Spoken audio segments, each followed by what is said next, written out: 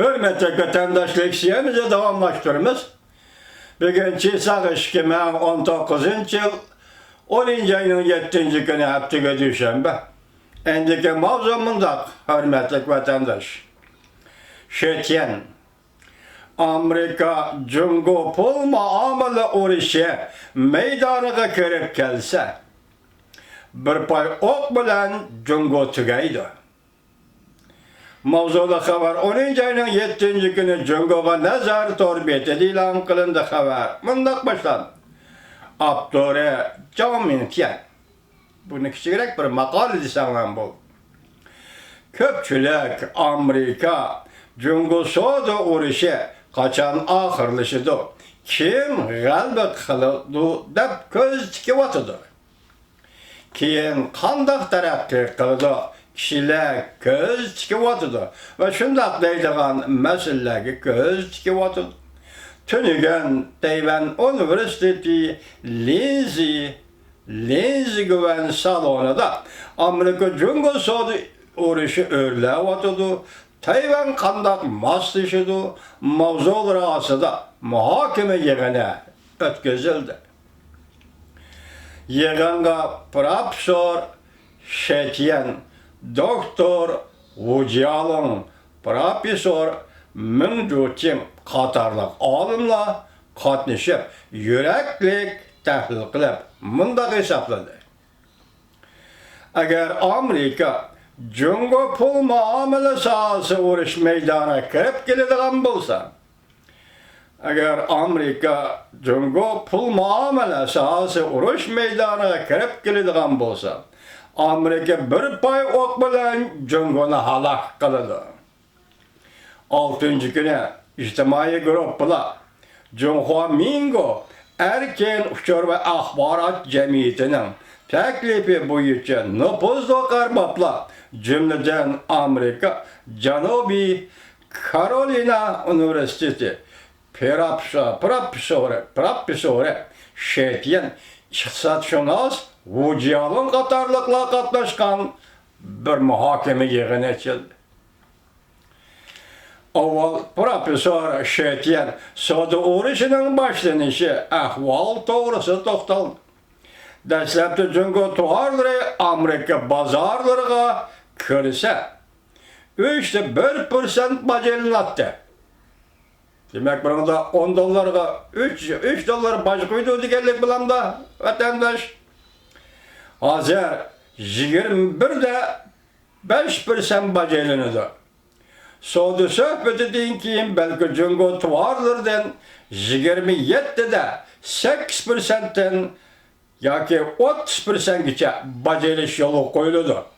Onun üstüge Amerika'da Cungo şunas fillis bari Cungo tuharlardan baceliş seviyesi intayin tüben.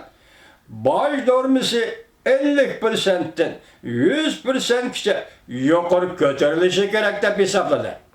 Tünün biz dedik ki Amerika'da alımla bilim hazinesinin dedi yukarı baş koyuş tüzümünü Cungo'nun tuvarlarına bağcı koyuştu, ebedileştiriş doğrusunu gap kıldı. Endi bir gün bir yerde Pilli Varis'tan, Philip Varis'tan sözünü nakil edip teyvellikle bu ihtimal 50%'den 100% geçip bağcı koyuluşu mümkün de vardı Cungo tuvarlarına. Hatta sonra sohbeti ahırlaşkan yiyeyim. Şetiyen bunda hesapıldı. Tam o yüzden Beijing'den belege tepti. Çünkü tam oyda belki özlüksüz örleşten neticesi şu oldu ki Cungo iktisadıga tar-bar buluş karakterlik ziyan elip geldi. Kapital özlüksüz Cungo'nun etrafındaki devletleri çıkıp gitti. Devlet içinde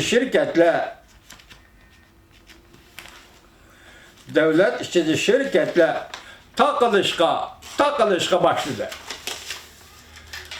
10 milyonlap kişiler işsiz kaldı. Profesör Şetiyen soğudu uğraşı okşaşla Amerika iktisadıga ziyan saldı degen qaraşlağa zerbe verdi. Şetiyen mındak dedi. Mındak göz qaraşını yakalıqçılar Amerika'da müşk eğik ekemedikiler ve ol koçusu da menfaatki eriş kişilerdir. Ol koçusu Cungo'nun menfaatki eriş kişilerdir. Ular Amerika kısadık ziyan saldığı değişivatıdır değil. Menfaatki eriş kişilerdir. Çünkü Prezident Clinton, sabık Prezident Clinton devirden tartıp, sabık Prezident Obama devre geçe maliye emeldarları Amerika'da ulanan meblağı Cungo'dan payda elişten kiletti. Bu ağır gep vatandaş şey bu. Anlama, çünkü Prezident Clinton devirden tartıp, sabık Prezident Obama devre geçe maliye emeldarları ulanan meblağı Cungo'dan payda elişten kiletti. Onun üstüge şeytiyen yanımında sallık malumat bilen teminledi.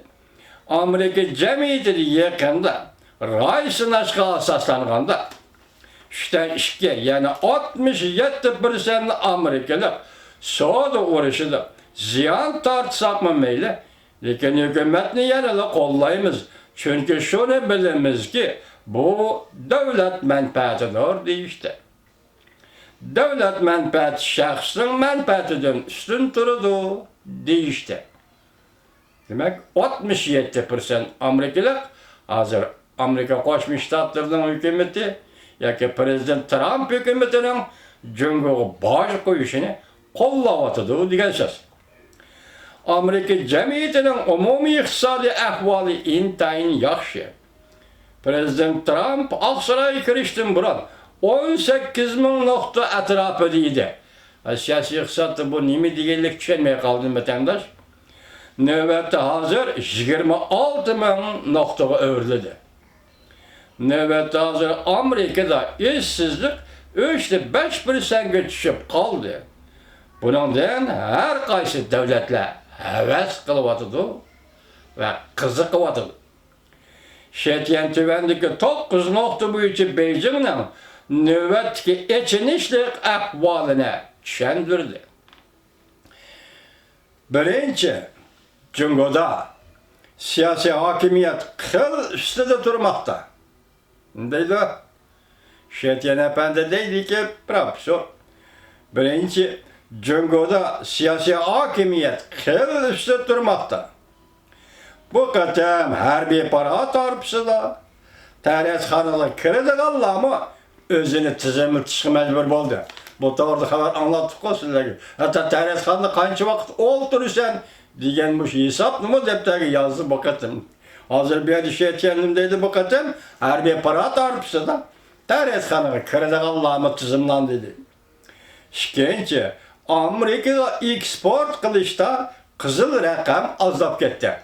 Bunu kızıl rakam bilen dolar ekip turattık o Cungo'ga. Endi kızıl rakam azlap ketkendikin Cungo'ga kördiğen köktiyza. Bir kağıdın bir kağıdı bardıgan dolar azlap gittiydi. Üçüncü, göç mahsulatlarının bahası örlep gitti. Kala göçü, toku göçü, yemek içmek bahası örlep gitti. Dördüncü, sizler gün sayın örleşke başladı. Beşinci, Şangay meselesi tertipten çıkıp gitti. Hem de kol tutulduğun meseleye aylandı. Yani bir koydu vatandaş. Beşinci, Şangay meselesi tertipten çıkıp gitti. Hem de kol tutulduğun meseleye aylandı.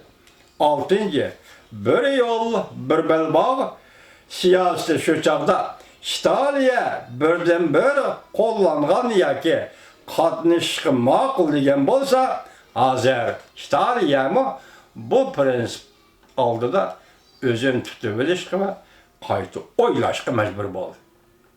Demek bir yer demekçi bir yol, bir belbağ siyasi mağlup oldu demekçi. Devamını anlayız vatandaş.